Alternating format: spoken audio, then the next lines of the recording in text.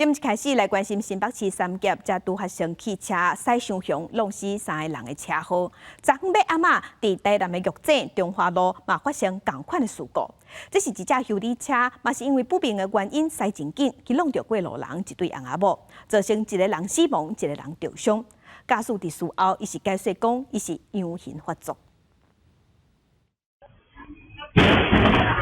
救护车高速驶入去前下巷仔，直接弄到行地路一对男女。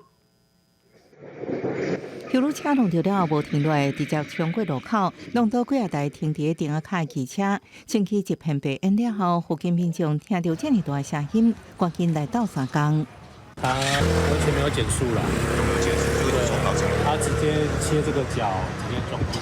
那的时候，其实他人还是不清醒的，就是在很晃神啊。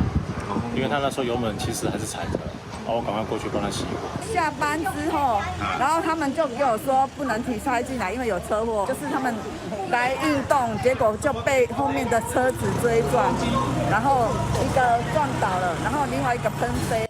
警消到场的时阵，50多岁查甫人因为外科创伤，当场失去喘气心跳，紧急送换到新老病院抢救，医院救无倒来。查甫人意识清楚，经过头骨折、头部外伤，送安南病院治疗。另外，肇事的驾驶被带转去警局调查。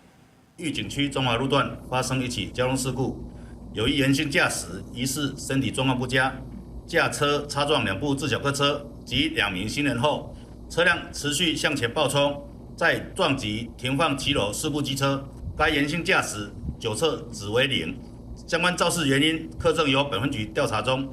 肇事性感的驾驶事后互警方带转去调查，酒测达是0，讲是事故发生的时阵阳性发作，详细原因警方按去调查。被让翁某住伫附近，每日差不多这时间内出外散步运动，想袂到煞拄着意外。记者综合报道。